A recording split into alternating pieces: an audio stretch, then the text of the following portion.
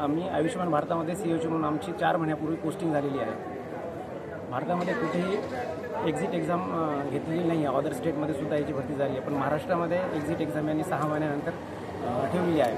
6 महिन्याच्या नंतर न घेता यांनी 4 महिन्यातच घाई करायला आणि 20,000 रुपये त्या एक्झामची फीस ठेवली आहे। ॲक्च्युली त्यांनी काउन्सिलिंग करताना त्याचा मुद्दा नमूदच केला नव्हता 20,000चा, आणि आता अचानक 8 दिवसापूर्वी त्यांनी 20,000 भरा म्हणून आमच्या मागे लागले आहेत।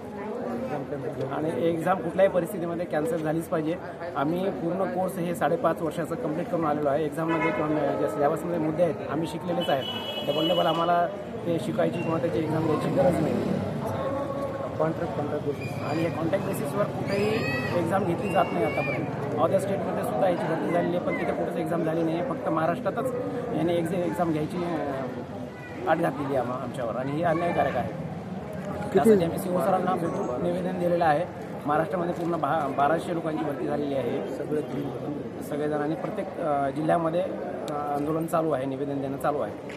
पुढचं पाऊल काय राहील? आता आम्ही युनिव्हर्सिटीचे फीस भरणार नाही, एक्झाम देणार नाही आहे, फॉर्म भरणार नाही। ॲक्च्युली आम्हाला 6 महिन्याचं सांगितलं होतं, पण 4 महिन्यामध्येच यांनी एक्झाम घेत आहेत। आणि मॉड्यूल्स पण सुद्धा अजून आले नाहीत, लॉगबुकसुद्धा आले नाहीत, आम्हाला मिळाले नाही आहेत। वगैरे सही पाहिजे, प्रोजेक्टर पाहिजे, ते सुद्धा आम्हाला भेटलं नाही आहे।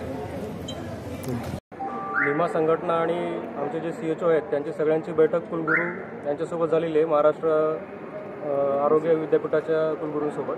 त्यांनी आम्हाला तोंडी आश्वासन दिलेलं आहे की आम्ही परीक्षा कॅन्सल करू आणि सरकारला तसे GR काढण्याची आम्ही विनंती करू असं त्यांनी सांगितलं होतं। तरी त्याबद्दल अजून कुठलाही निर्णय झालेला नाही, आणि सगळ्यांनी आम्ही अपोज केल्यामुळं राज्यव्यापी आंदोलन करणार आहोत जर आमच्या मागण्या मान्य नाही झाल्यात तर। संपूर्ण महाराष्ट्रभर BAMSच्या ज्या जागा भरण्यात आलेल्या आहेत, 4 महिन्यापूर्वी कम्युनिटी हेल्थ ऑफिसर म्हणून आम्हाला जॉईन करून घेण्यात आलं। आता महाराष्ट्र आरोग्य विज्ञान विद्यापीठ 6 महिन्याचा पिरियड कालावधी पूर्ण न करताच परीक्षा घेऊ पाहत आहेत।